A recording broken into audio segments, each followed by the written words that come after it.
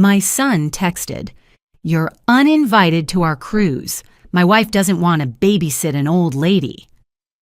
This after I bought them a $500K house, so I sold it while they were gone.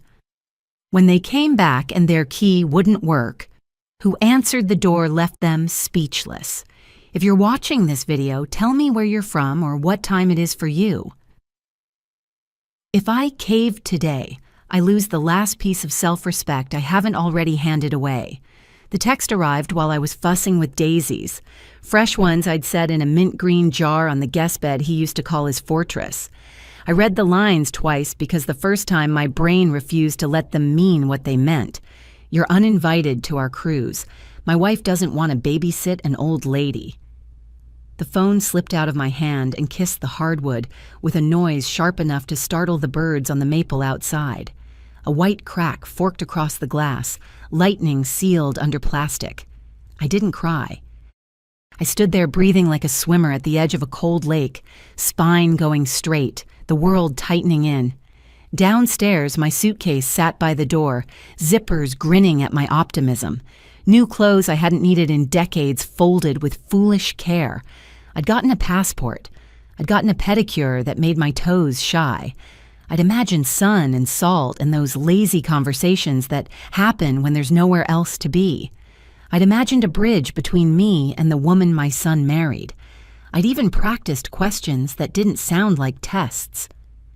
"An old lady," I said into the quiet, because sometimes you have to say a thing out loud to know whether it kills you. It didn't. It singed. It smoked.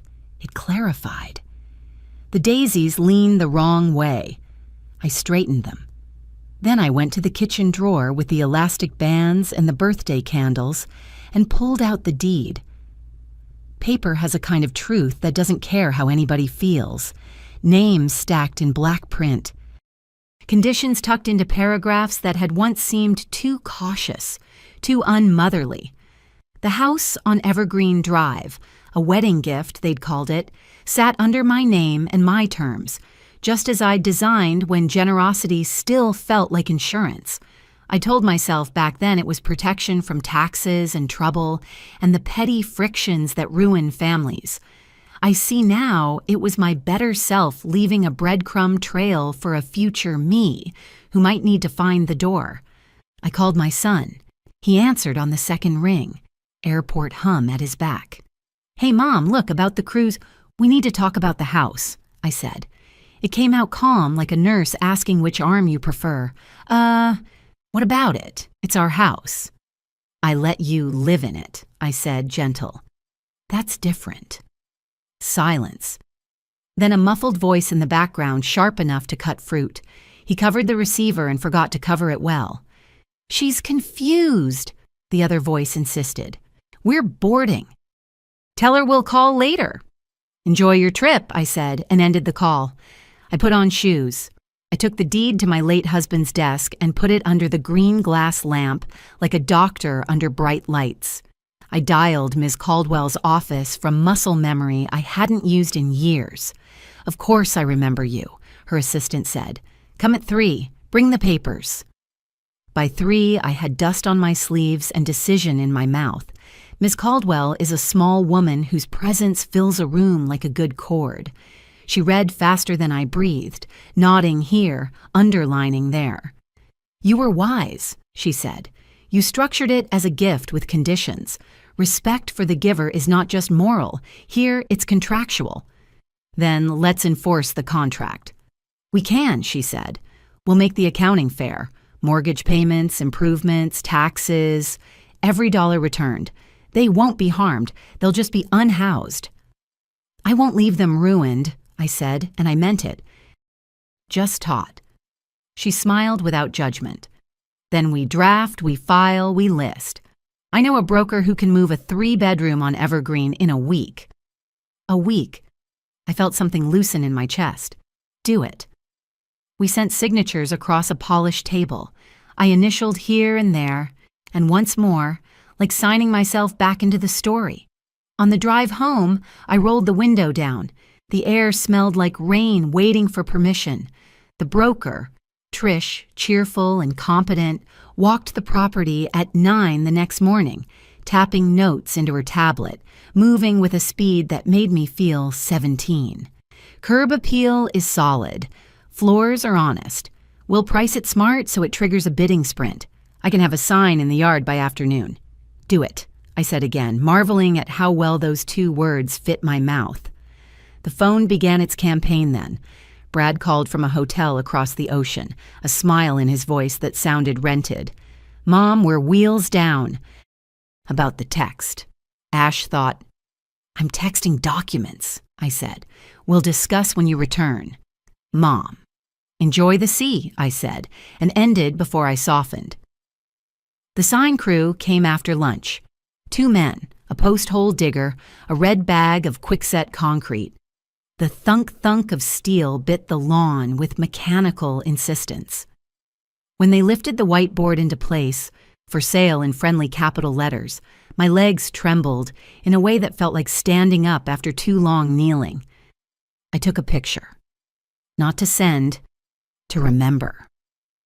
That evening, thunder stitched the sky, and I poured a splash of the bourbon I'd been saving for a special occasion that I'd never named. The first sip was smoke and apology. I opened a shoebox of our old travel books, mine and Dave's, pages we'd dog-eared for someday, and let my finger travel the ridges of maps. It hurt the way memory does, but not like a wound, like a stretch. By morning, Trish had a folder of comps and a grin. Phones lit up the second the listing hit. I've got 3 showings today, 2 more tomorrow. A young couple asked if they could bring their contractor now. Let them see it, I said, and put on lipstick, because lipstick is armor you can keep in a pocket. By noon, the first offer came, clean as a hospital sheet. By 2, a second, higher, with fewer contingencies. At 3, Trish called breathless.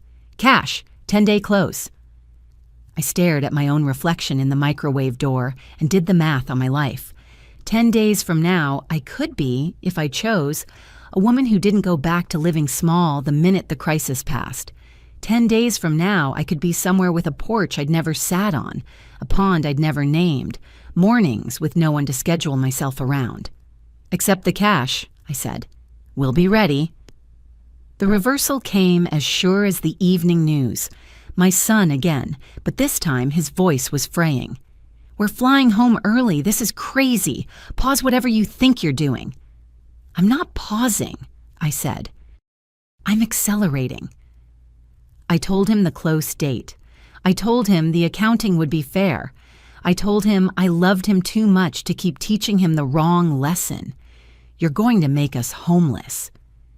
You're going to make you resourceful, I said, and hung up because anything else would have been a speech. After that call, the adrenaline dropped out of me and I shook in the pantry for a minute, my hand on the shelf where the vinegar lives. The body keeps its own scorecard, and mine was reminding me I was not a machine. That courage has a cost of admission.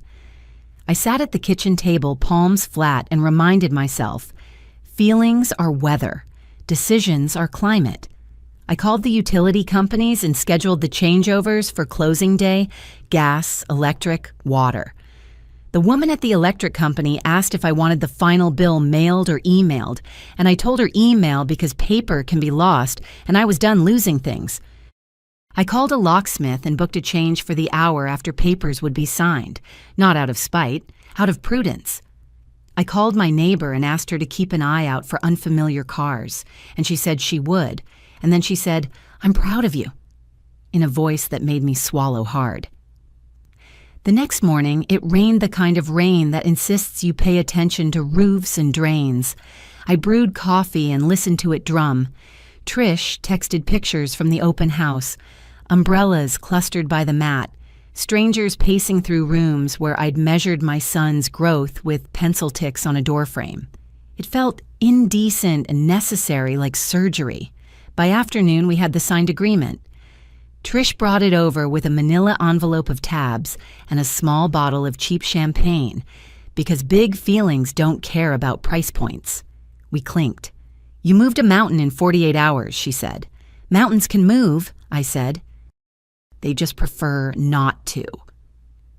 When the house went pending online, The phone stopped ringing for a while, a quiet so sudden it startled me.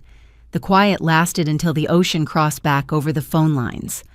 "Mom," Brad said, and I could hear the panic in him like wind under a door.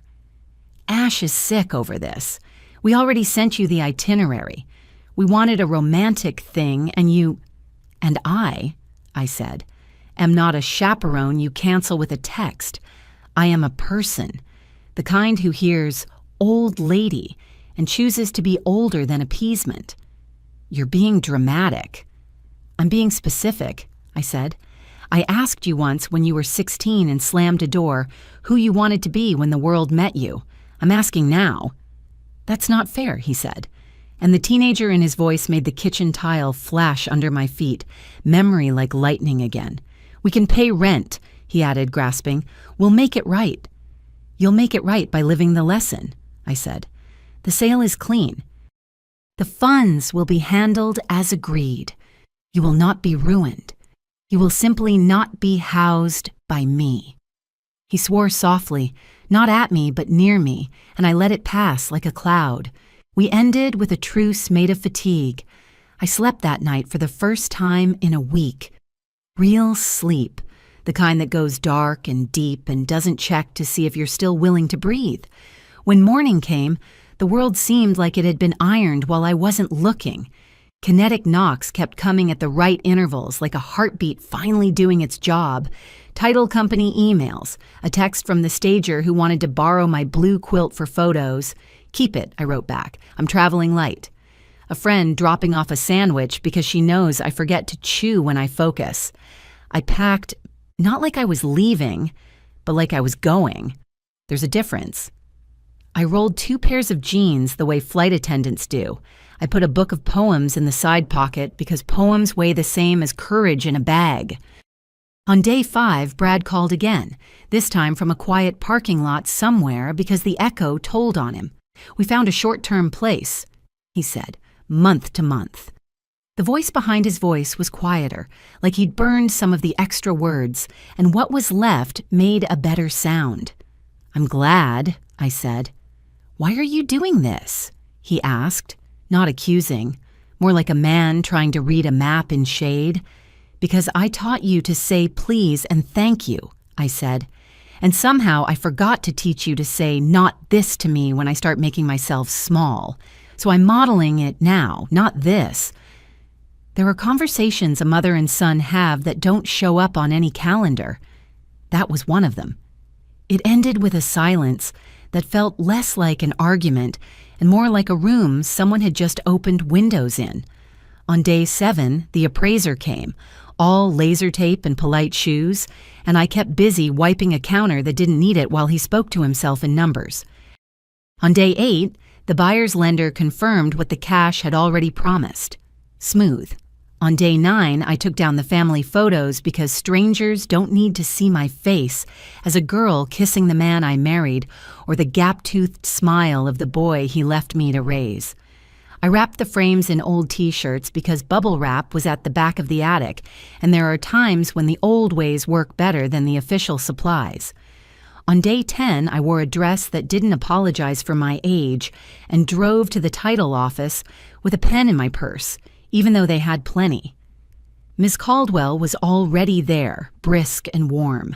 We reviewed the accounting that made this a consequence, not a revenge. Numbers lined up without drama. The buyer signed. I signed. The funds settled into the trust account where they would cool before being redistributed exactly as we'd agreed months ago, when I still believed I'd never need any of this. When it was done, the closer handed me a manila packet and said, "Congratulations," in the voice people use when they don't know whether to say congratulations or I'm sorry. "Both," I said, and we smiled. I left the office lighter than the paperwork should have allowed. On the sidewalk, my phone buzzed with one last logistical ping from the locksmith, then with a message from my friend who fosters dogs. "If you need a place that isn't here, my sister's B&B by the lake has a room with a quilt like your blue one." I wrote back, "Book me for a week," and felt the road open under me. At the house I'd still technically owned until an hour ago, the locksmith waited in a van that smelled like coffee and competence. He changed the cylinders with a satisfying clack that felt like punctuation. I handed the new keys to the buyer with a handshake that said welcome and goodbye at once. The buyer was kind enough not to thank me for the deal, which would have felt like praise for cutting my own hair and liking it. He said, "We'll take care of it," which was the sentence I didn't know I needed. I drove away. In the rearview mirror, the white post with its sold rider looked like a little flag planted on a hill I'd decided was mine. I didn't look back again. There's only so much looking back a spine can tolerate before it becomes a habit. On the highway, the sky lifted. I rolled the window down and let the air hit my face. I am 64, and I have been many women. The teacher with a drawer of grading pens, the wife who built a life that ended in a one-car silence, the mother who made 1,000 meatloaves and 1,000 excuses. Today, I added another, the woman who will not be invited to her own erasure. At a red light, my phone lit with Brad's name. I let it go to voicemail. Some messages can wait for a new hour, a new season. The light turned green. I turned right, which is the direction the lake lives. I found the little inn by intuition and luck. A white house with green shutters and a porch that made a sound like welcome when I stepped on it. The owner showed me a room that smelled like clean linen and a beginning. I put my suitcase on a rack and the manila packet on the nightstand. My knees shook only a little when I sat. Out the window, water moved in a way nothing else does, honest and without a script. I put my hand on the glass and forgave it for being cold.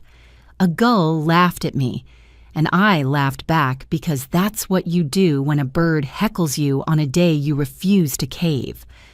The phone on the nightstand buzzed once, then settled. I didn't flinch. I breathed. I took the pen out of my purse and wrote my name on the hotel stationery. Not my signature, not my legal hand, just the way I write it when I'm the only one reading. It looked like a person. It looked like me. The lake had its own weather, a private arrangement with the sky. In the mornings, it breathed out a low, white ghost that hovered over the water until the sun remembered itself. I woke to that soft blankness and the unfamiliar kindness of a bed I hadn't made. For a long minute, I watched the curtain move with a breeze I hadn't earned and let my mind do nothing but follow it. Doing nothing, it turns out, is work when you've spent years keeping peace. Downstairs, the innkeeper, Mara, who wore her hair like a question mark, poured coffee into a mug heavy enough to be trusted. She set down a plate with 2 eggs and a wedge of toast and asked no questions that required a story to answer. "There's a path around the far cove," she said. "Half a mile if you go slow." "I go slow," I said, and she nodded like that was a respectable speed. My phone lay face down on the table, a small black door I didn't want to open. But grown women open doors. I flipped it and let the light flood in. A neat stack of messages waited. Utilities confirmed shutoff and transfer dates, a receipt from the locksmith, a polite note from the title company reminding me the disbursement would post in 2 banking days, a text from Trish with a picture of the sold rider and a caption that read simply, "Good work." Then the personal, 3 missed calls from Brad, one from an unknown number that could only be Ash using a work phone to get around a boundary I'd made, and a worm from a number I didn't recognize. I scrolled past them to an email from Ms. Caldwell. "All tidy," she wrote. "You'll receive a summary today. I trust the weekend will be good for you." It already was. I ate the eggs with the careful attention I used to reserve for grading, set the mug down with its rim turned toward the sink as if I lived there, and took the path Mara had mentioned. It threaded through birch and sumac soft underfoot. A heron lifted itself from a low rock and rode the air with the kind of competence that makes you want to applaud. Half a mile took me most of an hour because I stopped to read a sign about invasive species and to touch a bark that felt like the heel of an old hand. I did not hurry. The world did not collapse. Back at the inn, I sat on the porch with the packet the closer had given me and made myself read the numbers while the morning was still clean. Relief and grief make similar shapes on a page. If you squint, one is the other. My phone vibrated again. Unknown number. I let it ring out. It rang again. I answered. "Hey," Ash said without preface. Her tone was the kind women use when they've already decided who the villain is and are preparing the closing argument. "We heard from Trish that the locks were changed. We still have things." "You have things in the garage," I said. "The buyer agreed to let you schedule a pickup tomorrow morning. 2 hours with the buyer present. That's on the calendar. We need tonight." She made the word need sound like the kind of medicine I was denying a child. The sublet fell through. There's nowhere to put anything. We can bring it back, just the couch and the crib, just for a week. My spine found itself exactly where it had been all along. "No, you're really doing this." Paper rustled on her side of the line, as if she was gathering notes she didn't expect to have to use. "My mom says, I'm not in conversation with your mother," I said, and surprised myself with how simple that felt to say. "I'm not in conversation with anyone but the parties on the agreement we all signed. You don't have to talk like a judge. I'm talking like a woman who paid attention." A long exhale. "This is going to ruin him," she said, and for a moment I heard it, past the arguments and the choreography of who's right. I heard the fear. It sounded like the wind in a stairwell. "It won't," I said. "It will change him." She started to say something else, then didn't. "Tomorrow at 10, she said instead, clipped as a receipt. "We'll be there." "We'll keep it simple," I said, and ended the call before I warmed to her need. I texted the buyer a quick confirmation and tucked the phone under a book of poems like it might behave better in the company of lines that had survived worse. 10 meant I had the day to myself. I wrote a small list with a thick pen because thick pens make you choose each word. It said, call credit cards, change address, cancel gym. I haven't used since 2003, turn off location sharing with family, do it, book flight. I made the calls, listening to recorded voices, apologize for the inconvenience of menus designed for people who don't mind repeating themselves. I said representative when I needed a person. I turned off the blue dot that showed my son where I was and watched the map go private, a little square of sovereignty reclaimed with a swipe. When I got to the last item, I opened a tab, typed a city name that had lived in our travel books long enough to feel more like a promise than a wish, and watch prices jump and settle like fish. A Tuesday flight costs less. I've always liked Tuesdays for their lack of showiness. I booked it. "Going somewhere nice?" Mara asked when I came down with my small suitcase that afternoon, testing its weight for a future. "I will let the place tell me whether it's nice," I said. She liked that answer. "I'll print your boarding pass if you want. There's a charm in paper." "There is," I said, and thought of the deed and the manila packet and the letterhead that had ushered this week along. "I'll take both kinds," I added, and forwarded her the email. Brad called twice that afternoon. I let the calls land in the quiet of my room. The third time, I answered. "Mom." He sounded like a person mid-run. "We need to coordinate tomorrow. The buyer says we can't bring our truck into the driveway." "That's ridiculous. How are we supposed to get the crib out?" "You can use the curb. 14 feet is enough for a crib." "You don't need to be clever," he snapped, and then softer. "Please." "I will be there," I said. "I will help. We will keep to what we agreed." "Why are you making this so formal?" he asked, and the question landed like a bird on my shoulder, light, bewildered, half tame. "Because informal is where I keep losing myself," I said. He didn't answer right away. When he did, it was the teenager again, blind with the certainty that the adult is the obstacle. "We got the couch on a swap site. It's basically still yours if you think about it." "I have," I said. "That's why it's not." We parted in a neutral that wasn't peace, but wasn't war either. Somewhere between those two provinces, there is a field where people can rest. I found it for an hour that night, reading in bed while rain taught the roof a lesson in patience. Morning brought the kind of crisp that makes you imagine you're a more capable version of yourself. I put on jeans and boots and the sweater Dave used to call my get-it-done wool, and I drove to Evergreen for the last time this side of easy. The street looked too clean, like a face just after a haircut. The buyer met me at the curb, a sensible man with a good handshake and the kind of presence that suggested his tools knew their places. "They've been polite," he said softly, as if reporting on a fever. "I'm grateful," I said. A van pulled up behind us, high on apology, and my son got out looking like he'd aged 4 days into 4 years. Ash followed, thin in a way she hadn't been, eyes like bright coins.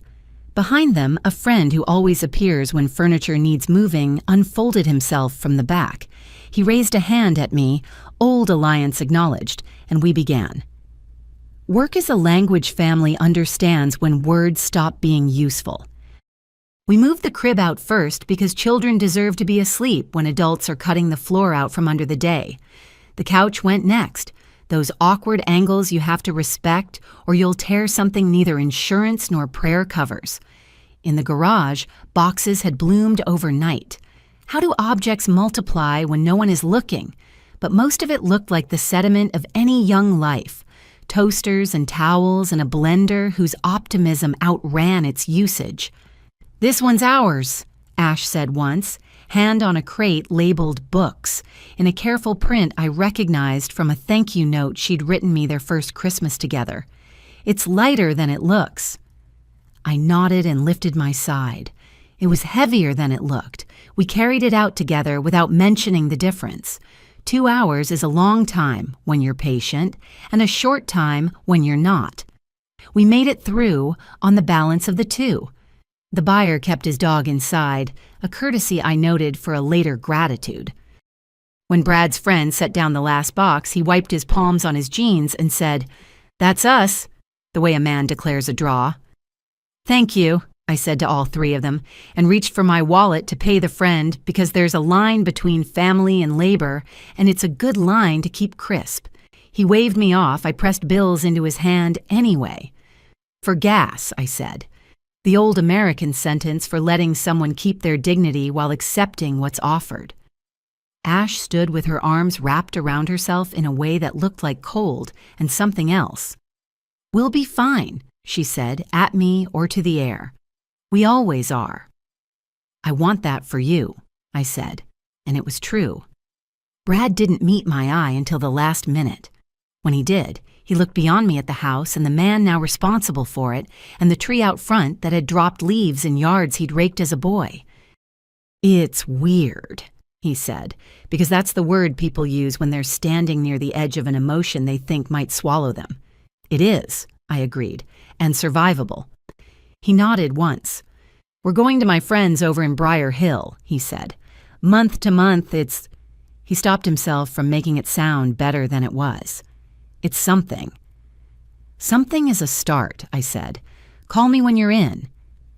He did, an hour later, a short call that sounded like a man checking in with himself. "We're in," he said. "It's small, the carpet is loud, but there's a window that looks at a tree." "I'm proud of the part of you that noticed the tree," I said. The line stayed open a beat longer than necessary. Then we let it go. I drove from Evergreen straight to the lake and sent a text to Ms. Caldwell with a picture of the cleared garage. "Transfer as scheduled. Thank you."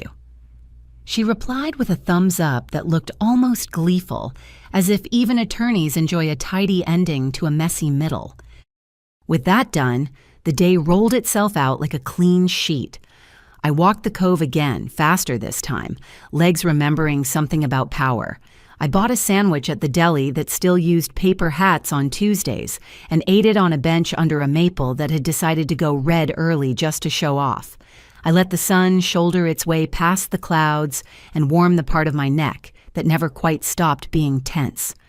When the anxiety returned, as it does in little gusts, like a draft you can't find the source of, I named it and let it pass. I am not my weather, I reminded myself. I am my climate.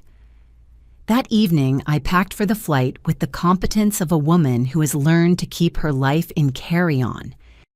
2 pairs of pants, 3 shirts that get along with one another, the blue quilt from the stager folded small because it made a good shawl, the book of poems, the manila packet, thin now that everything inside had done its job, and a letter I'd written to myself on the inn stationery the night I arrived, because some messages you don't leave to voicemail. I turned off the lamp early and lay in the dark, hearing the small noises a building makes when it's not worried about being judged, pipes settling, wood responding to the temperature like a living thing. A text chime broke the quiet. From Brad. Thanks for today. Also, we'll pay you back for the months you covered when I was between jobs. It wasn't fair. I didn't know he remembered that. Memory is a generous house. It keeps rooms you forgot you built. I stared at the screen until his words stopped being light and became meaning. I typed, "We'll account for it together. Sleep." He sent a thumbs up and a picture of the tree through their window in the falling light. It looked like forgiveness, might be a species of maple. Morning came clean again. I left a note and the key on the front desk for Mara. Thank you for the good coffee and the quiet, and drove to the airport with the radio off because my head had its own song. Security was the usual theater. Shoes in bins, belts off, laptops displayed like offerings. A young TSA agent glanced at my boarding pass and said, "Nice, that's a good city." I believed him. At the gate, the world arranged itself into its little traveling societies. A couple arguing without moving their mouths, a woman in a suit turning pages on a tablet without absorbing any of them, 2 men speaking softly in a language I didn't know and envied for how it fit them. I found a chair that didn't face the TV and took out the poem book. The line that met me was one Dave had loved. "You do not have to be good. You only have to let the animal of your body love what it loves." I'd argued with that when I was 25. At 64, it felt like instructions for how to stand in a storm and not borrow a stranger's umbrella. My phone buzzed one last time before boarding. Ash. For a moment, I considered letting it pass. Then I answered because sometimes grace is opening a door and simply standing in it. "We got the short-term lease," she said, no hello, relief clipping her words. "It's not as bad as I thought. The couch fits if we don't mind the door brushing it." "I'm glad," I said. A pause. "I shouldn't have texted what I texted," she said. "I was angry and I was scared." "I know," I said, and I did. "When you're not scared, you're very good with a room." She made a sound that might have been a laugh if it weren't so careful. "Brad says you're going somewhere." "I am." "Will you send pictures?" The question was naked in a way her sentences rarely are. "If you'd like them," I said. "They will mostly be of breakfasts and sidewalks." "I like breakfasts," she said, and then, almost inaudible, "I want to like sidewalks." "Start with one," I said. "They're like people. The first is the hardest." When I ended the call, the agent at the gate picked up the microphone and sang us by group numbers into the long aluminum tube. I stepped forward with group 3, calm in a way I hadn't trusted myself to be.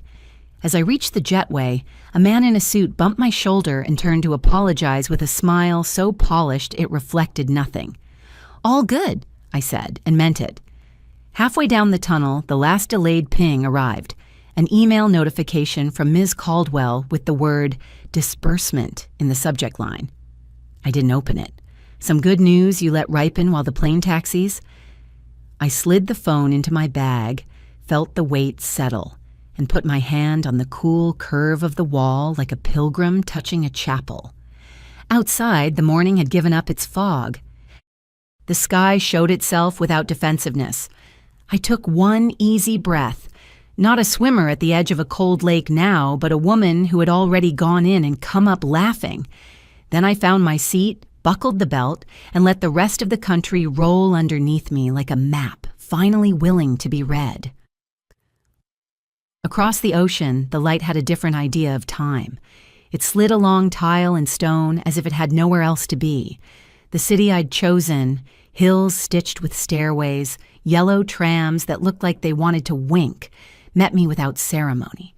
I walked its sidewalks the first afternoon like a woman trying on a new voice, slow, a little shy, surprised when it fit. The pensione sat above a bakery that exhaled sugar.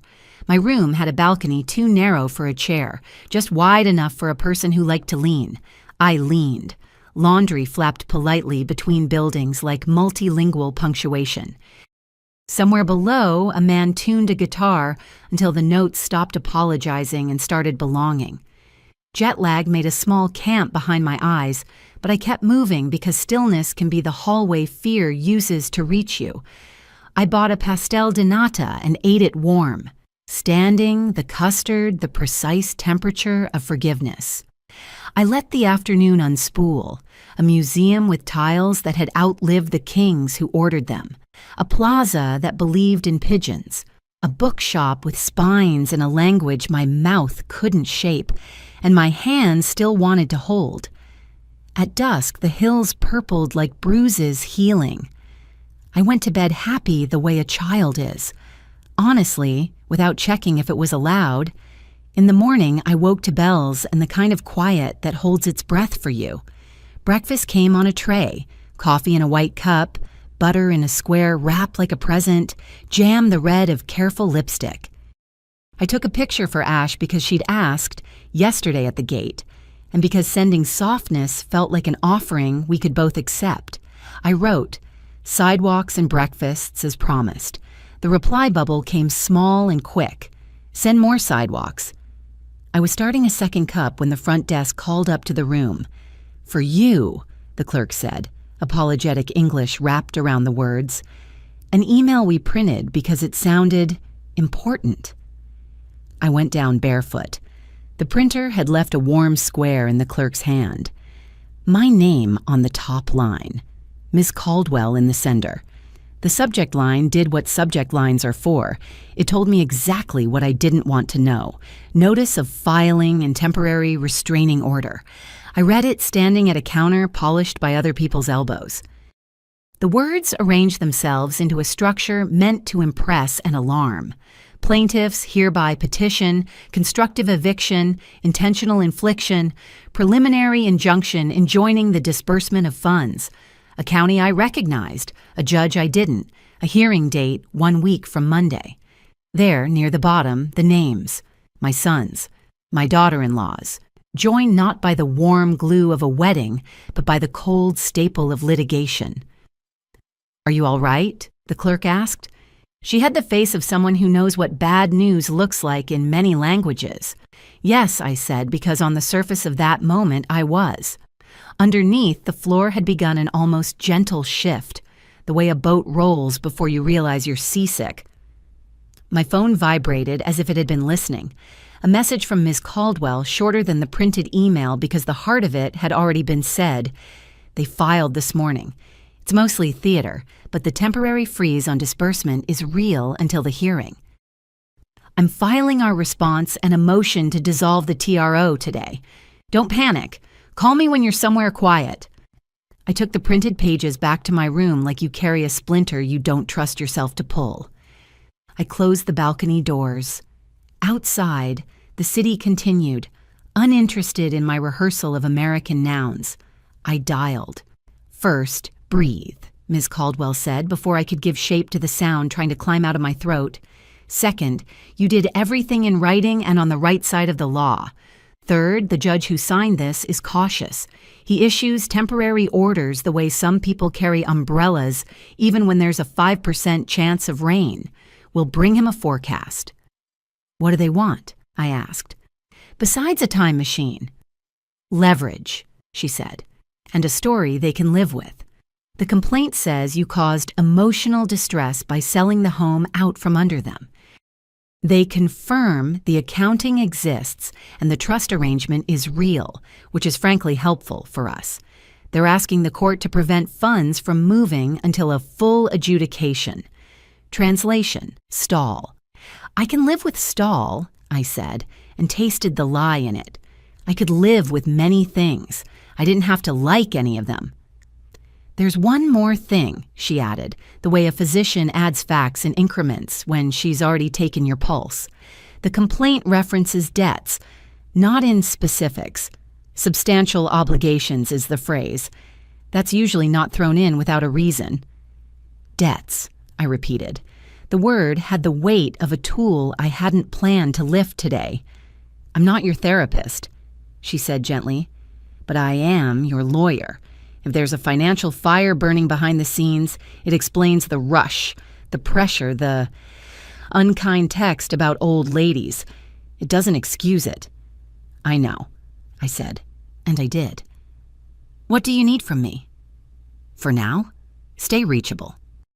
If you're planning to be unreachable, I could hear the corner of her mouth lift. Tell me when, so I can stack filings before you vanish into beauty. Tomorrow morning, I vanish into a train and then into a coast, I said. I can be not vanished by Monday, or sooner if you say the word. I'll move to dissolve the order first thing, she said. We may not need you in person. We might need a declaration. I'll email a draft. After the call, the room felt airless.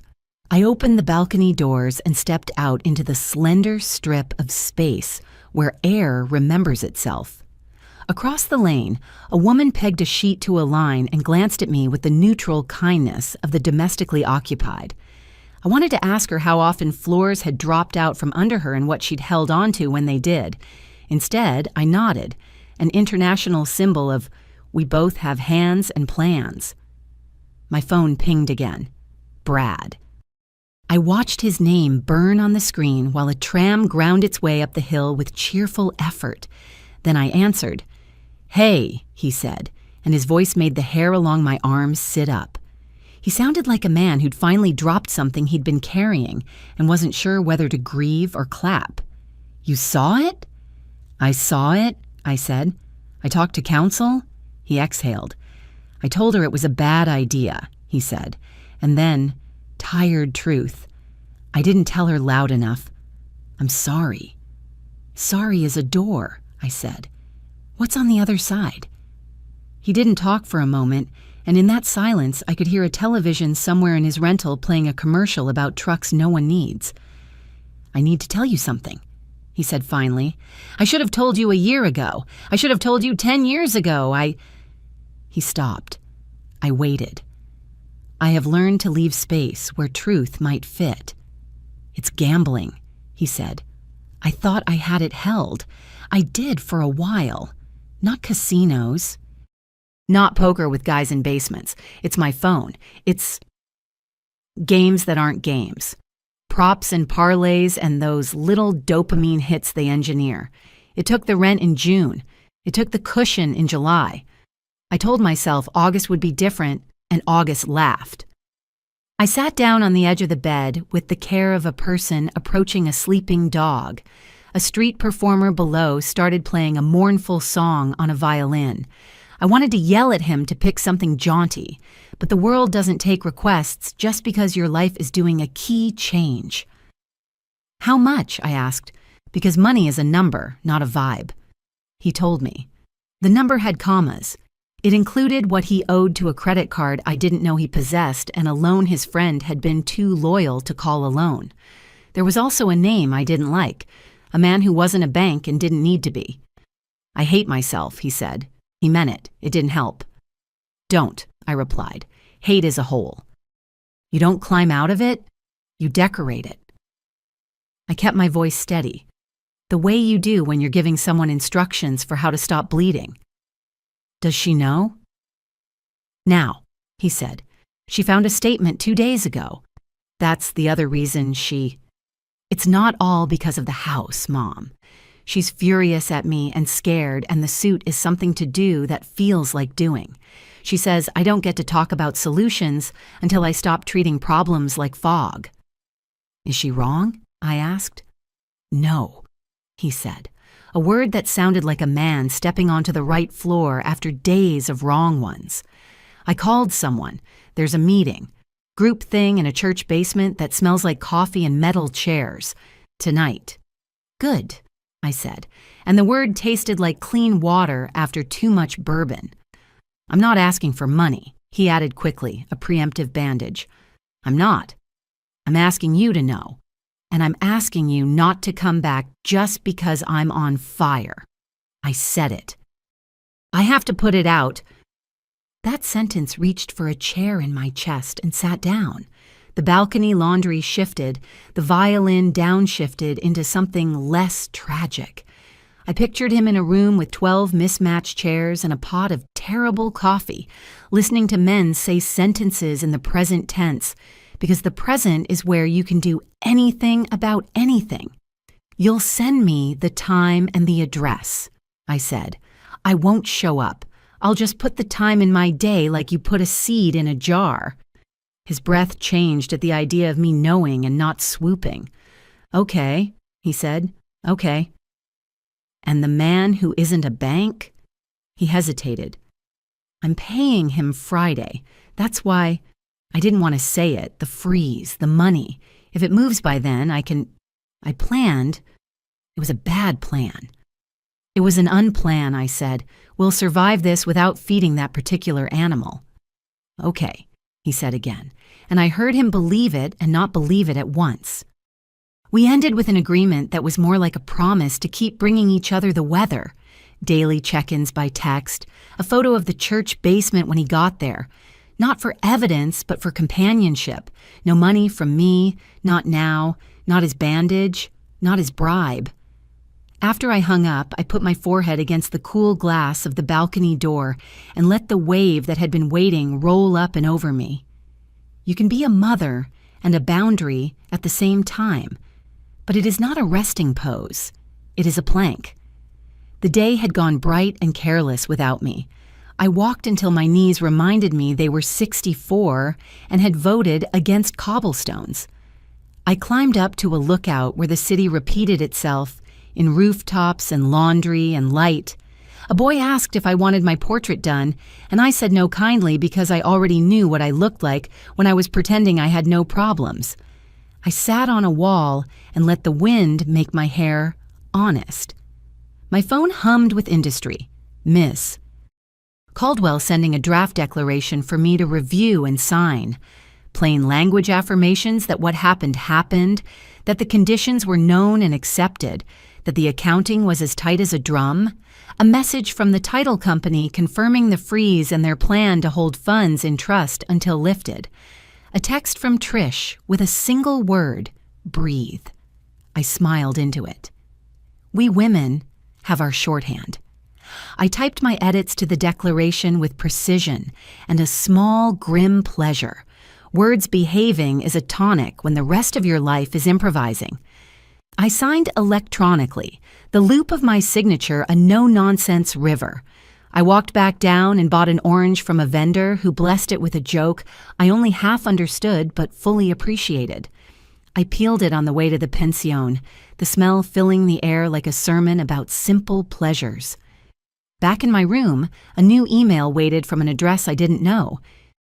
The subject line was my maiden name, which meant paperwork older than Brad. I opened it and felt my stomach hand me to gravity. Fraud alert in sans serif. A credit application in my name, 3 weeks old, denied because whoever had tried didn't know my first dog or the street where I'd learned to ride a bike. The line under it was a dare. If this was not you, please call. I called. Of course I called. The voice at the other end was bright, trained to be something like soothing. We went through our catechism. Mother's maiden name, last four of social, the usual dance to prove I am who I am. Then the helpful young man told me something I already knew and something I did not. Someone attempted an application using your information, he said.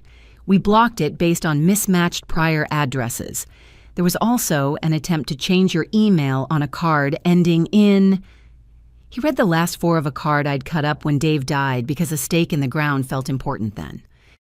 We've frozen that profile and sent the forms to dispute. Where did the application come from? I asked, though I knew what he would say. A laptop, an IP, a city that might as well be a shrug. He said it. I thanked him. We ended. I sat on the bed and looked at my hands and felt an old shame try to climb in, the useless kind that comes free with being a woman in a world that asks you to apologize for any damage that brushes your orbit. My phone lit again. Brad's text, as promised. A photo of a church basement, 12 chairs, a whiteboard with a marker that had given up halfway through writing the word welcome. Then another message, not from him, a number I didn't recognize. The content was 3 words that sent a cold line down my spine. You don't know. I showed it to Ms. Caldwell by forwarding the screenshot with a caption. New number, new tone. Possible not them, she wrote back. Block and document. I'll ask a colleague to run it through a database. Law runs on paper trails. Threats wilt in light. Night folded the city into its warm hand. I stood on the balcony and watched strangers do the brave thing of continuing. Across the way, the woman who'd pegged the sheet now pulled it in, crisp from wind. She shook it out once, the gesture of someone who doesn't tolerate wrinkles that don't matter. I wanted to be her when I grew up. I slept badly, and then well. Morning came with the smell of coffee and a message from Ms. Caldwell that made my pulse lift and then settle, filed and served. Hearing on our motion to dissolve set for Wednesday. Judge assigned is one who reads. We stand a good chance. No travel for you yet unless you need the comfort of a courtroom bench. And from Brad, a picture of a styrofoam cup and a metal urn and the kind of exhausted humility that looks a little like peace. I went. I'll go again tomorrow. The man who runs it said the clever ones die first. I recognized myself and hated him for it, and then thanked him. I told them my name out loud, didn't choke. The world makes room when you say your name. It just does. I texted back, proud of the part of you that walked in. Keep doing that. I had planned to take a train north that day and watch cliffs teach the ocean where to stop. Instead, I bought a ticket back. I felt it the way you feel when a tooth that's been tolerable becomes insistent. The thing that needs doing is the only thing. I checked out, left a thank you note for the bakery because gratitude is a muscle I want strong, and took a last slow walk around the block to say goodbye to a city that had held me for 48 hours and shown me how to lean. At the airport, security wanted my shoes again. I gave them.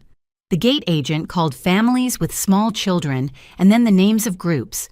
When my turn came, I stepped forward feeling older and also, inconveniently, exactly my age. On the plane, I turned my phone to airplane mode, and then, after we climbed through cloud and found the clean blue, I turned it off altogether. I closed my eyes. I pictured a ledger. Not numbers yet, not the pain of column and sum, but the idea of order, of rows where truth sits without performance. I would open books when I landed. I would sit with ledgers and lawyers and the raw ache of a son learning to tell the truth. I would let this fall be a through, not an end. Somewhere over water. The captain said something about tailwinds and arriving early. I rested my palm on the armrest, remembered the feel of the balcony rail under my skin, and understood what the halfway point of a story feels like inside a body. Not triumph, not despair, but the quiet conviction that you are not going back the way you came. Jet lag and purpose are a workable pair. I landed to the stale air smell of home and a text from Mrs. Caldwell that read like a baton handoff. My office at 10. Bring nothing but yourself. I have the rest. I brought myself in a small bag anyway because I don't like arriving with empty hands. Her conference room was all tidy light and good wood. A yellow pad waited at my seat with a pen that had serious weight, the kind that tells your fingers their work matters. On the table, copies of the complaint, my signed declaration, a printout from the title company with the words, "Funds held in trust," in a font that didn't waste anyone's time. "We'll be brief," she said. "I've filed to dissolve the TRO and for sanctions for bad faith. You won't have to speak if you don't want to. Your declaration is cleaner than most attorneys manage." "That's because I didn't try to win," I said. "I tried to tell the truth." "Which is how you win," she said, and slid a second folder toward me. "And this is the other truth. Ledgers have a smell, ink and old glue and the ghost of someone else's fingers." These weren't literal ledgers. They were printouts from portals and banks, line items that pretend not to be stories. But once you know what you're looking at, you see the narrative peeking through the numbers. Small charges in a predictable pattern, like footsteps to an upstairs room where you're not allowed, cash withdrawals tucked just before midnight twice a week, a handful of larger hits with names designed to sound generic, GameNet, Sports Hub, PlayX, as if the crux of the problem were recreation. "Phone gambling," Ms. Caldwell said, not unkindly, "engineered to feel like almost winning so your body begs you to try again. It's not a moral failing, it's a design success, which is why we don't negotiate with it." "I won't," I said, and the bass note in my voice surprised me with how steady it was. She tapped another sheet. "The man who isn't a bank. Colleague of mine traced the number you forwarded. Not a loan shark in the cinematic sense. An introducer who sells speed to people who can't pass underwriting and then resells humiliation when they can't keep pace. He works out of a back office behind a check cashing place on Maple and 12th. Harassment, not violence historically, but I don't like him orbiting you." "Nor do I said. Under my hand, the paper was cool. "We won't pay him." "No," she said simply. "We will not." She outlined the net like a seamstress explaining a garment I had ordered months ago and forgotten about. If and when funds are released, they move from trust to a secondary account I control as fiduciary, not to you. You authorize me to pay a set list of obligations, legal fees, taxes, storage, and a capped relocation stipend. Anything for your son is in kind. Rent paid directly to the landlord, utilities in his name, a food card with weekly limits. No cash. He signs releases for his credit reports and a commitment to attend recovery meetings, 3 a week, verified by a sponsor. He opts into the self-exclusion registry for gambling in our state and the neighboring two, and he installs blocking software on his phone that even clever people can't pry up with a butter knife.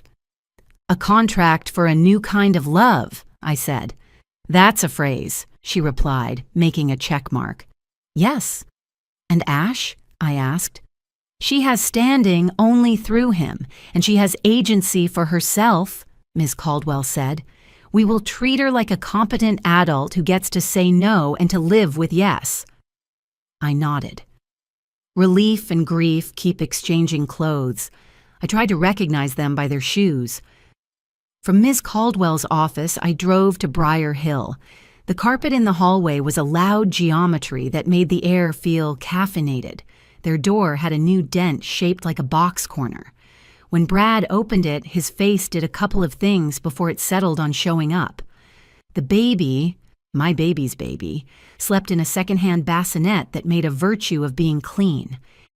Ash stood in the kitchen like a person who'd been told a storm was coming and believed the part about rain, but not the wind. I set the folder down on the counter and washed my hands because that's what you do in kitchens, even when you're about to talk about something that isn't food. "Here's what help looks like," I said. "It has shape." Brad tried to speak, then didn't.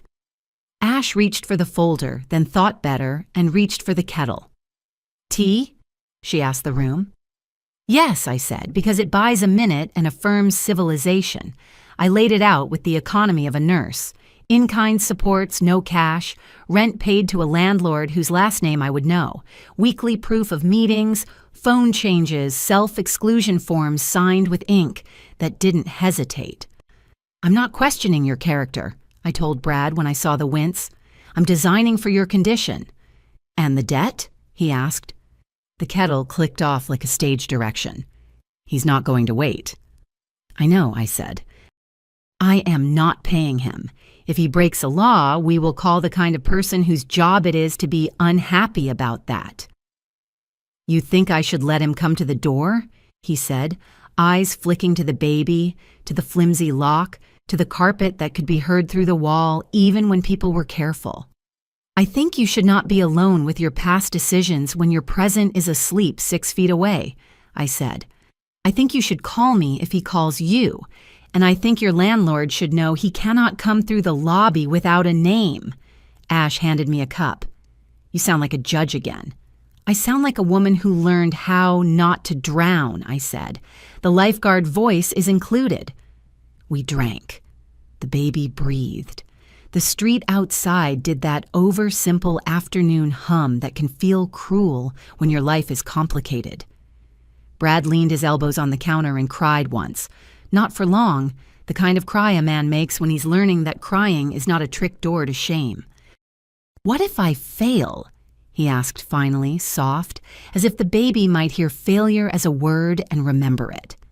You will, I said, and his eyes flashed hot at the word until the second sentence arrived. And then you'll report it, and you'll start again on the same day. The measure is not unbroken streaks. It's how short the lapses get and how honest you are with their shape.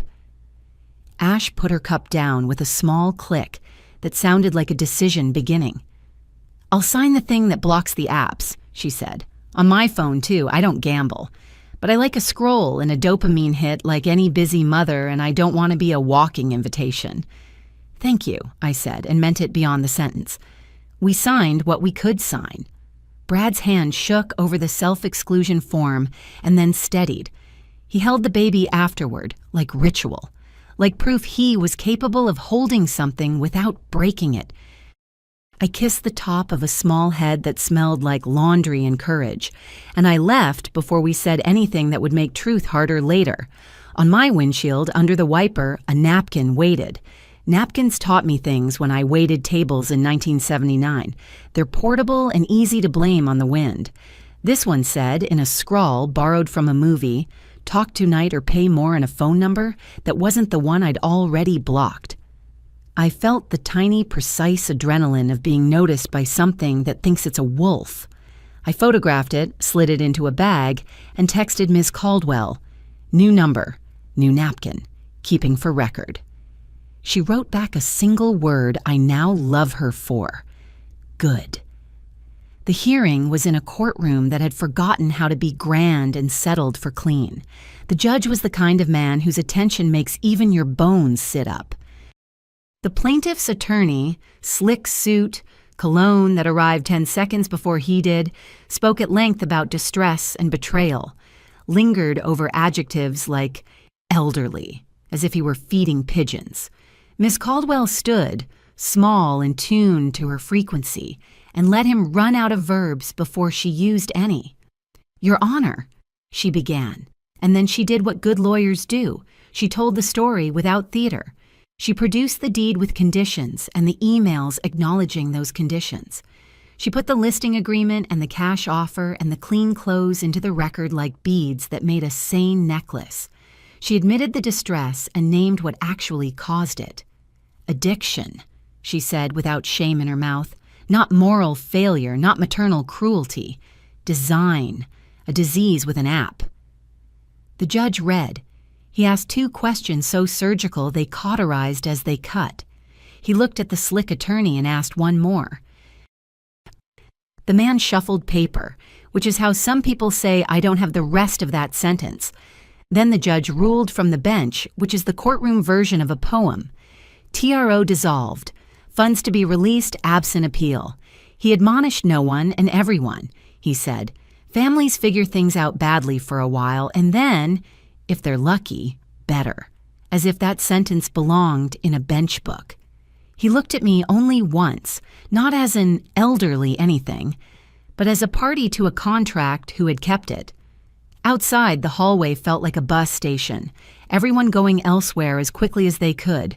Brad waited on a bench that had seen more sorrow than triumph and looked at me with an expression that should have a word, a mix of relief, regret, and the fresh humility of a man whose mother didn't break when the script told her to.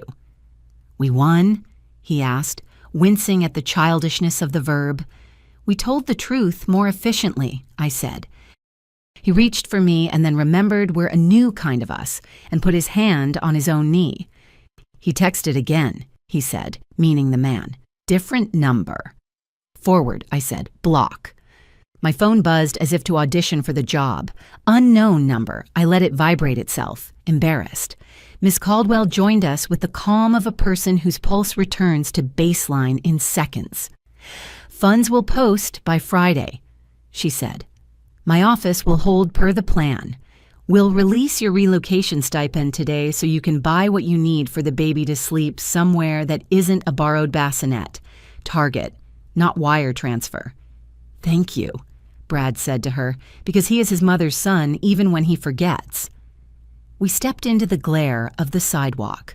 Two men at the far end of the block watched with interest that felt unearned. Not dangerous interest, worse, the kind that presses on your life with curiosity as if it's sport. One raised his chin in a greeting that didn't include respect. I put my hand on Brad's elbow and steered us toward the parking garage, the way you steer a boat toward a known shore. Back at Briar Hill, Ash had cleaned the counters like a person hoping to make room for the future to land. We all pretended not to look out the window. "We'll need a crib," she said, practical, and then fragile. "Do you think we can keep the plant alive here? It liked the light on Evergreen." "Plants are surprising," I said, "like people." Left them with a gift card and a list of 3 thrift stores where good cribs go when the first baby grows tall. In the stairwell, my phone rang with a number that began like the others and kept going. I answered because sometimes you hold the snake to see where it plans to strike. "You think court protects you," the voice said. "Men like that modulate their cruelty into something like humor. You don't know." "What I know is sufficient," I said. "Any further contact should be routed through counsel." I said counsel like a fence. Silence. Then a soft click. The kind of click a person makes when they're not finished, but they need a new adjective. I drove to the precinct because that's where you go when a line is being drawn on your floor by someone who doesn't live there. The desk sergeant was a woman with shoulders like oak and a pen that had seen more paper than I have miles left. She took my report with respect for facts and no appetite for drama.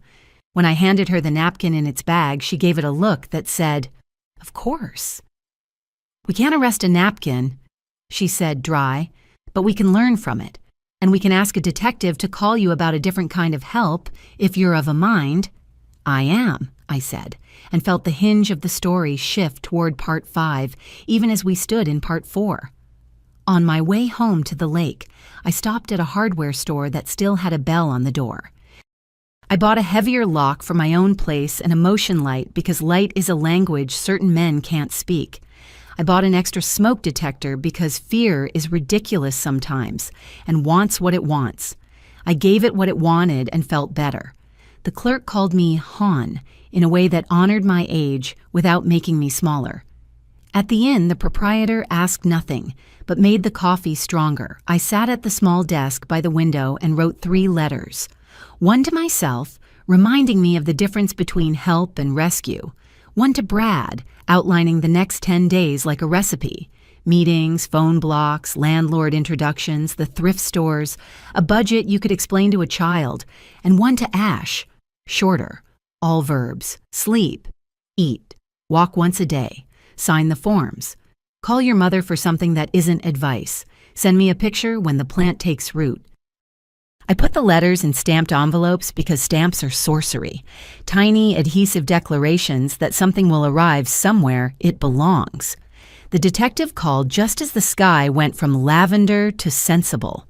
He introduced himself without drama. "We see these guys," he said. "They like the performance of threat. Occasionally they like the effective kind. Either way, they like money more than consequences." "What would consequences look like?" I asked, "if I wanted to help them happen?" He told me, plain. It involved a recording my phone could make with a button I hadn't tried, a meeting under lights where cameras drink everything, a sum of money that wasn't mine to lose because it would come from a police envelope with numbers written on top. It involved me staying outside the door and a younger woman with a badge walking in as if she were me, the way an understudy keeps the play from shutting down. "I'm not clear if I'm brave or stupid," I said when he finished. "Stupid is paying him," he said. "Brave is letting us. Careful is the space you stand in until then." "I can stand carefully," I said, and hung up with the knowledge that careful has weight when you carry it right. Before bed, I drove back to Briar Hill with a motion light in a paper bag and the extra lock. "It's theater," I told Brad at the door, "but theater helps." We screwed in the light while the baby slept, and Ash stood in the doorway, like a sentry who had put her fear in her back pocket so her hands were free. When the bulb flared at a moth, we laughed harder than the moth deserved. On the way to my car, a sedan I didn't recognize idled. The driver looked straight ahead, hands at 10 and 2 as if a test were being graded. I memorized the dent in the rear fender, the sticker in the lower corner of the windshield, the way the taillight had a crack that spidered outward like a bad decision. I didn't write it down because some things are safer when you leave them in your body. Some notes don't belong on paper you don't control. Back in my room, I slept in slices and woke each time certain noises arranged themselves into narrative on the roof. Morning brought sanity. I ran a load of laundry and folded the blue quilt into squares like breath. Miss Caldwell's email arrived with the cheerful finality of an appliance cycle completing. Funds landed. I've paid the taxes, my invoice, and your relocation stipend per plan. I've set aside the remainder in the secondary account. We are steady. Brad's text came 10 minutes later, a photo of the new crib assembled crooked, and then, 5 minutes after that, another photo where it was straight. "Meeting at noon," he wrote. "Sent the landlord your email. He seems like he attended kindergarten." I laughed out loud in my kitchen. We underestimate kindergarten. It trains people for civilized life. By afternoon, the detective and I had written the outline of what comes next, and I had rearranged my fear into boxes labeled useful and return to sender. I took a walk around the cove and watched a heron test the depth with emotion that looked like patience wears boots. The sky was undecided about drama. I was not. I had set the net and I would not climb into it myself. The detective's office smelled like dry coffee and carpet cleaner, the scent of problems dealt with before lunch. He spread out the plan like a map. "You don't go inside," he said, tapping the paper where a sketch of the strip mall lived. "You wait with me. She goes in." The she was a young officer with hair the color mine used to be, and a face that could pass for any woman who'd ever been told to meet a man behind a counter. We rehearsed without calling it rehearsal. Code phrase if she wanted us to move early. I don't carry that much after dark. If he tried to lead her anywhere but the lit lobby, she would pivot to the counter with the camera we liked. The money would be the department's, counted out into an envelope with numbers written on the seal. My job had 3 lines: wait, watch, witness. A part even I could play. Brad texted as I signed the consent form that let my voice go on tape if it wandered near a microphone. 3rd meeting in 2 days. I don't hate the coffee anymore. That seems bad and good. I sent a heart to the part of him that had learned to make a joke without using it as a hiding place. Ash followed with a picture of the plant on their windowsill standing up a little taller. It likes Briar Hill. The baby likes chewing on everything, including the brochure for cribs. I sent back a thumbs up and a line. Teething is a tyrant with a schedule. You'll make it. Late afternoon, the sky went the color of dime store pewter. We rolled out in a car that didn't look like a police car because that's part of how these plays are staged. The strip mall was the kind you forget while you're still standing in it. Check cashing, lottery posters faded to a different decade, a nail salon with the lights too bright, a taqueria that smelled like onions and courage. The officer who would stand in as me zipped her jacket and tucked a strand of hair behind her ear, like a woman stepping into any errand. And then she was walking toward the door with its neon WE cash sign that never turns off. I sat next to the detective in the front seat and learned how to breathe as if my body were a lake. Calm at the top, currents below. It started simple. He came out from the back office looking like a man who had styled himself to be forgettable. Gray jacket, gray shoes, a face that didn't stick. The kind of man a camera sees and forgets. He did the script he'd practiced: late fees, speed premium, disrespect for process couched as concern. She did the script we practiced. Here is the envelope. Here are the numbers. Here is the refusal to step into the hallway for a quick word. When he leaned toward the door, she said, "I don't carry that much after dark," and touched the counter like it was a friend. The detective's fingers went still on the steering wheel. "That's our line," he said, voice all business. He spoke into the radio with words that didn't sound like TV, and the parking lot shifted its weight. 2 plain sedans rolled closer. A man in a postal uniform who wasn't a postal worker abandoned a package he wasn't delivering and took up space near the door. The taqueria's owner came out to dump a bag of onions in the trash with the indifferent timing of a Greek chorus. And then, the wrinkle. They always come. The man pivoted like a bored dancer. He touched the edge of the officer's sleeve as if checking fabric and said the sentence we hadn't hoped for. "Show me the phone." He wasn't a fool. He knew that money in an envelope sometimes comes with friends. He stepped around the counter the way a person steps around a puddle and reached toward her pocket with a smile that made my teeth hurt. She turned. Perfect, letting him see her face at a different angle. Bland, apologetic, unremarkable. And put the phone on the counter with a motion like surrender. "I don't carry that much after dark," she said again, softer, like a woman repeating a boundary because men hear the third time. He went rigid. Predators know repetition too well. His eyes slid past her to the front door glass. He saw, as any man with a habit of watching for trouble might, the shape of the postal worker's stance and the way the air near the door had organized itself. He did what men like him do. He made it about someone else. A teenage boy from the nail salon had come out with a bag of trash, his apron still tied. The man lunged, not fast, but with the confidence of someone who's rehearsed, taking what isn't his. He got one arm around the kid's neck and a small knife out of somewhere that had always had a knife. The kid's eyes went huge. His mouth opened without sound. The bag dropped, a small failure of gravity that burst with the smell of acetone and dyed cotton.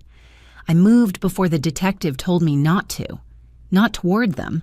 Every story you've ever watched on the evening news should keep you from that. But out of the car, into the rectangle of light. "Hey," I said, and let the word be a stone in a still pond. He looked. Men like him always check who thinks they're allowed to talk. "Look at me," I said, and dropped the formal tone I'd been using all week. Let my voice find the register I used when Brad was 4 and thought running into the street was an experiment and not a conclusion. "You came here for me," I said, because it was true. "You don't get a boy. Put the knife down." The detective hissed my name through his teeth without saying my name.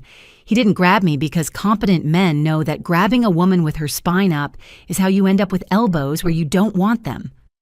The man tightened his arm a fraction, feeling for leverage he didn't have. "You pay," he said, eyes flicking from me to the postal worker to the glass of the taqueria where a woman had stopped wiping a table and was already dialing. Or he didn't finish. He didn't need to. "I'm not paying," I said, calm as winter. "I'm offering you a way to leave with your face and wrists the color they are now. That door closes in 10 seconds. If you want the door, take the door." He blinked, not because I was persuasive, but because I sounded like I believed a world existed where he could still choose something not terrible. And that's all the young officer needed. She stepped into the breath between his blink and his habit, grabbed for the hand with the knife the way you're taught to grab, thumb and wrist straight line, and wrenched downward. The boy made a sound I won't forget. The knife hit the tile with a sound every kitchen knows. The postal worker wasn't a postal worker anymore. He was a man moving fast with the right too. The detective was at my shoulder and then past it, a line of bodies and training converging in the way a story sometimes does when it has finally earned it. The man went down ugly but unblooded, swearing the way boys swear when they're trying to look like men. The young officer's breath came in controlled bursts. Someone cut the air with the radio words that make the world pay attention. Unit secure, subject detained, no injuries to civilians. The nail salon kid shook like paper and then grabbed the edge of the counter and didn't let go. I stood there with my hands open, palms out, like a person is advised to when the universe has just decided to sit on your chest in relief. After, there was the part where everyone told the story again, with pens. The kid's mother arrived from the back of the salon with a look I've seen on women in grocery aisles and hospital hallways. She put her hands on her son's face and said the sentences mothers say when the world hands their child back. The officer found my eyes and nodded once. The detective turned to me with the expression of a man ready to scold and thank at the same time. "You do not get out of the car," he said, gentle as a warning label, "even when you're right." "I won't," I said, and we both accepted our small lie. Then he surprised me by adding, "You bought us 3 seconds. That's rent in this work." We went to the station because there is always paperwork after courage. The charges had names that were not poetic: coercion, attempted extortion, unlawful restraint, possession of a dangerous thing where other people live their lives. There would be a hearing in the gray room where all bad rooms look the same. A public defender would flex a tired spine. A bail amount would be typed. And the important part for my kind of protection, a no-contact order with teeth and a list of numbers, including 2 we hadn't known yet, that would now trigger a different kind of attention if they breathed in my direction. On the way out, the detective handed me a small, cheap ring in a plastic bag. It had fallen from the man's pocket when he hit the floor. "He uses these to mark people he considers his," he said, nose wrinkling as if the word itself smelled. "Leaves them on doorsteps, puts them in mail slots, theater." I looked at the little circle of brass trying to be gold, a trinket pretending to be a promise. "Throw it away," I said. He didn't. He be eager. It went into evidence where small lies go to be translated into their actual size. Night found me at Briar Hill with a bag of groceries that made a different kind of sense. Soup, bread, the good apples, diapers, a set of wooden blocks that made a better sound than plastic when you poured them onto a rug. Ash opened the door with the uncombed hair of someone who has stood up all day. The plant on the sill had straightened even more. The baby smiled a gummy, tyrant smile. "We heard," Brad said, a man who'd learned to use the plural again. "The guy who runs the meeting texted me. His cousin's a cop. Word travels fast on that grapevine." He didn't try to make the story into something he could sit at the center of. Progress looks like that sometimes, a man letting a woman's day be the headline. "We're okay," I said. "A kid will sleep tonight because we didn't pay a man who likes to scare them. That's enough math for one day." He showed me the new crib, straight on the first try this time, and the receipt from the landlord with both their names spelled correctly. He placed 2 coins on the counter next to it, a private habit of his when he meant to anchor a thing, a quarter and a dime, heads up. I put my finger on Washington's nose and made him look at me. "You go again tonight?" I asked. "I did already," he said, and held up a phone with the cheap blocking software tile on the front like a child showing a sticker. 3 days. A man said something that made me angry, and then I realized he was right, and that made me angrier. And then I laughed, and suddenly I could hear the part of me that's not the part that wants to burn my life down. "Keep that part fed," I said. It eats honesty and ordinary food. Ash leaned against the doorframe and smiled at nothing, the way you do when the world leaves your shoulders for half an hour. "The plant likes the light here," she said again, and we all agreed to let the plant be an emblem for the moment, because nothing grand could survive the day's exhaust. Back at the inn, Mara set a bowl of soup in front of me without asking, and stood near enough to count as company without counting as conversation. I shook for 15 minutes because the body caches its receipts and demands accounting at inconvenient times. Then I stopped. I slept with the window cracked so the air could move through the room like a doctor making rounds. When I woke, the world was thinner and kinder, and there was a voicemail from Ms. Caldwell. "Congrats on the clean sting. I'll translate that into Latin if you need it for your scrapbook. Funds stable, accounts quiet. We continue as planned." There were other calls to make. Insurance you don't think about until you do. A note to the buyer just to say the neighborhood theater had taken a quick intermission and the show would not continue. But mostly the day became small, and that was its heroism. I bought a new smoke detector and installed it without texting a photo to a man to prove I'd done it. I took the heron's route around the cove and watched it test the shallows with 1 foot, a study in patience dressed as grace.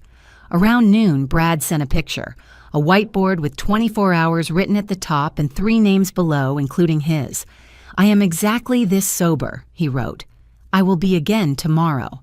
I typed, "Through, not around." He wrote back, "Through, not around."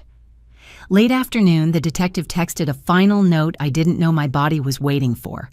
The ring fell. Not metaphor now. The man's little circle of pretend ownership had clattered on tile, recorded, bagged, and tagged. The theater closed for the night. I stood on the porch of the inn with the blue quilt over my shoulders like an old flag and watched the lake argue gently with the wind. Courage and boundaries are not finish lines. They are maintenance. You wake up and do the small right things and the big ones when they arrive. You let the people you love do their own work, even when your hands itch. I went upstairs and laid out a blank page. On it, I wrote the names of the things we had chosen not to feed. Then I wrote the names of what we would. The second list was longer. That felt like the point. If I backtracked now, I'd unlearn everything I'd earned. Morning put a silver seam on the lake and the heron stitched it, one long, deliberate step at a time. I sat with coffee and the blue quilt over my knees and read Ms. Caldwell's email twice, because good news is a soft animal. You let it approach. Sanctions granted in part. The judge's exact phrase was that the suit appeared calculated to gain leverage rather than relief. Funds steady, plan intact. A line at the end that was not legal at all. You chose well. Keep choosing. I dress like a person with errands that added up to a life. First, a small office near the courthouse that smelled like new carpet and decisions. I signed papers to move a sum into an education fund with a name that wasn't the baby's yet because names take time, but plans do not. The woman across the desk wore a pin shaped like an acorn. "Oak later," she said, tapping it as if introducing me to a friend. Next, Briar Hill. The hallway still hummed its caffeinated geometry. Brad opened the door cautiously and then laughed at himself for being cautious. 7 days, he said, and held up a coin the size of a button. On it, words hammered by 1,000,000 hands. 1 day at a time. He looked ridiculous and holy the way men do when they're carrying anything fragile without pretending it's not. "Let me see the plant," I said, because sometimes you measure progress with chlorophyll. It had unfurled a new, small, brave leaf. Ash stood behind it, hair pulled up in a way that looked like a choice, not surrender. The baby gnawed a ring that had no theater to it, just the work of growing teeth. On the counter, 2 receipts sat under the quarter and dime anchor, one for rent, one for the thrift store crib. Next to them, a paper with signatures. Both of them had opted into the registry that tells the apps their house is not a casino. The blocking tile still occupied the center of their phones like a chastity belt for dopamine. I brought a toolbox. I said, putting a real one on the table, not metaphor, with a local hardware store gift card tucked inside.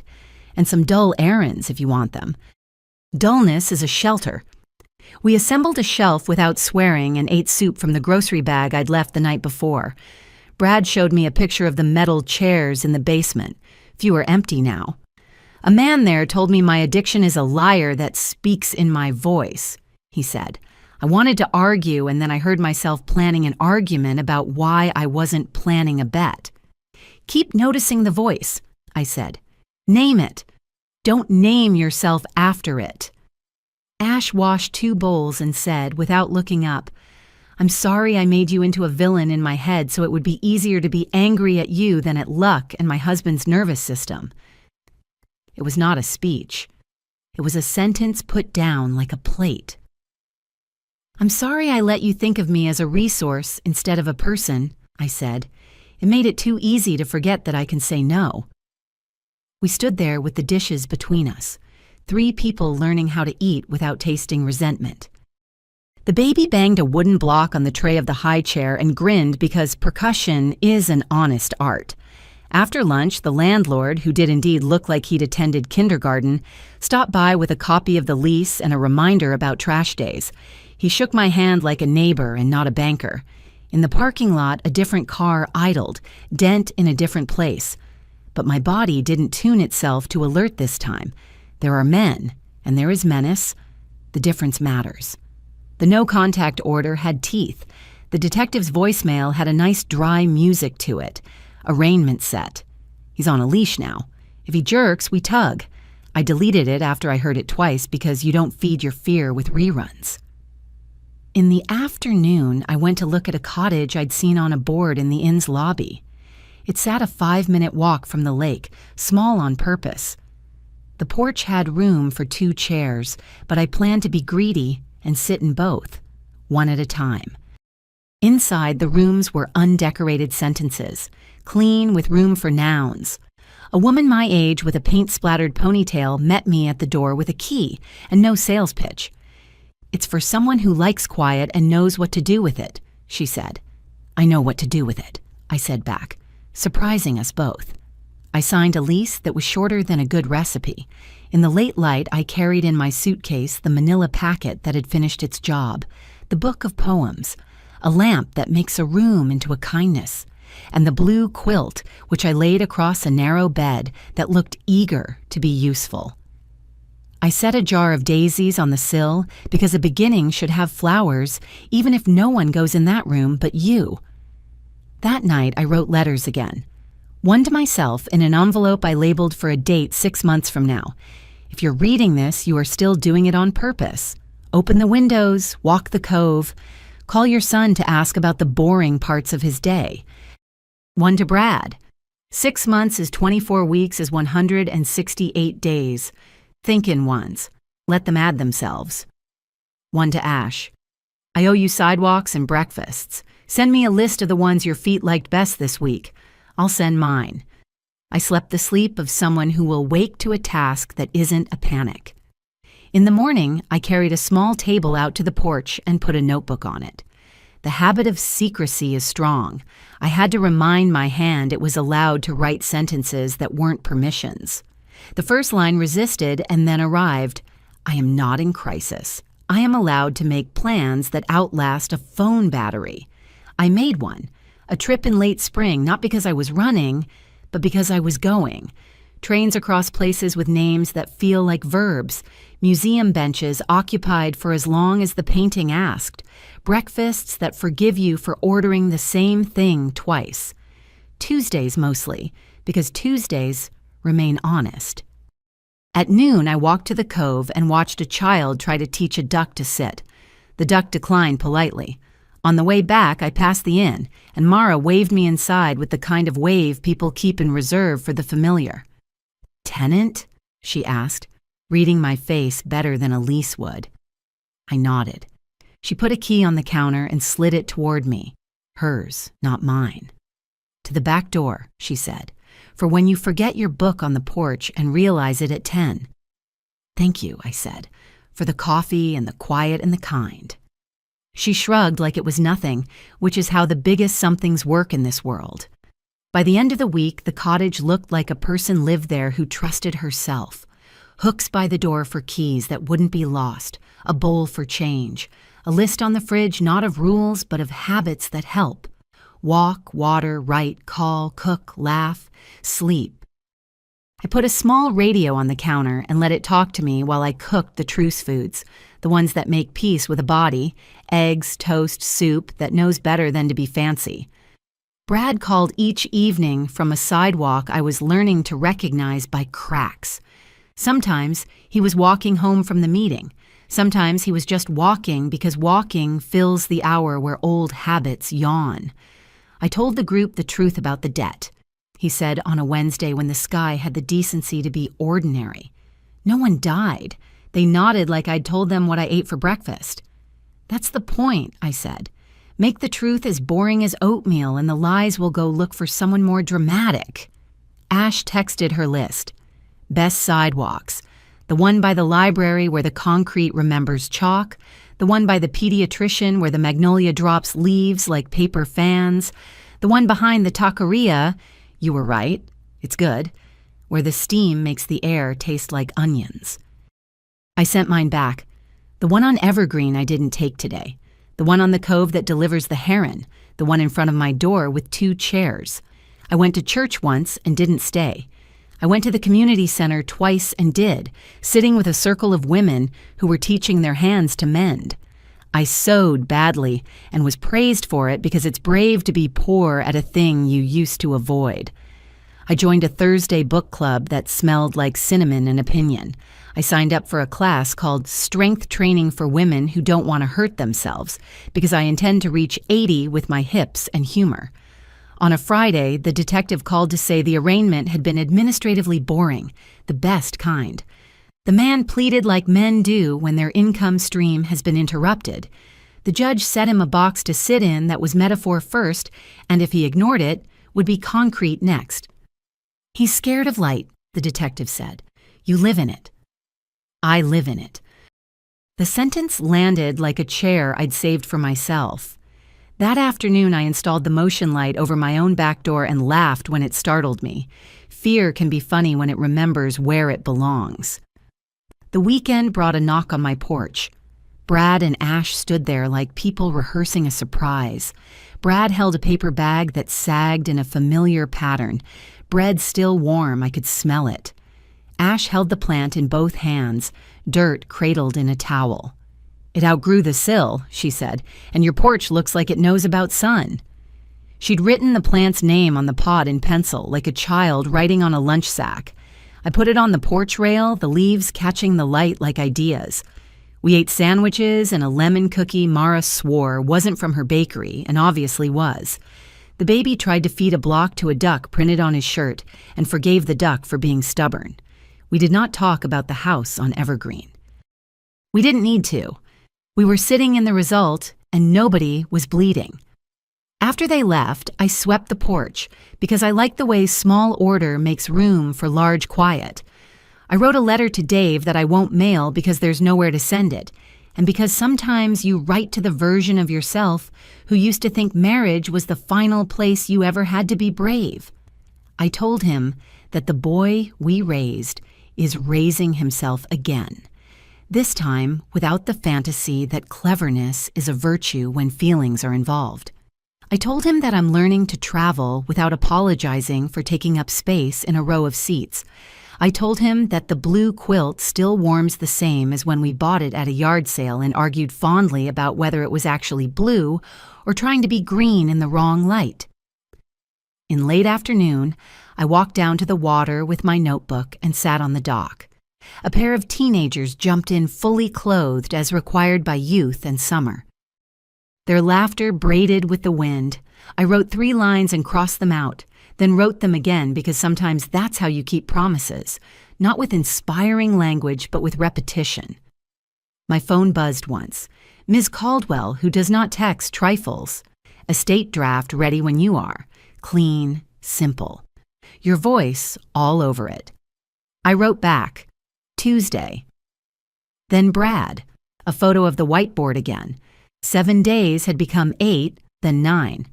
I reset the counter once after I yelled at a guy in traffic and called it progress anyway, he wrote. Through, not around. I sent back, through, not around. Evening came on with its good dark. I ate an apple that tasted like a decision you didn't notice yourself making. I washed the mug. I turned off lights and left the one by the back door on to teach shadows their manners. I sat on the bed and wrote my name on the inn's old stationery I'd stolen with permission, not my signature, not the legal hand, the way I write it when I'm the only one reading. It looked like a person. It looked like a place. If there's a moral, it's a small one. Second chances are not mercy that finds you. They're rooms you build and choose to live in, key by key. You do not invite everyone in. You keep bread on the counter and boundaries on the door. You learn your neighbors, the heron, the woman at the desk with the acorn pin, the man at the meeting who says the thing you hate, and then yes, he's right. You send pictures of breakfasts and sidewalks. You buy stamps because the future still trusts the mail. I turned the page and began a list for spring trains. I made room under it for the dull errands that cradle grand ones. I put the coin Brad had left on my table, quarter, dime, heads up, in a little dish near the door. I will touch them on the way out, on the way in. I will keep doing this on purpose. If this story resonated with you, leave a like and consider subscribing. You can also drop any comment below, even just one word. Maybe tell me where you're watching from, or what time it is right now. Sometimes one word is enough to say you were here.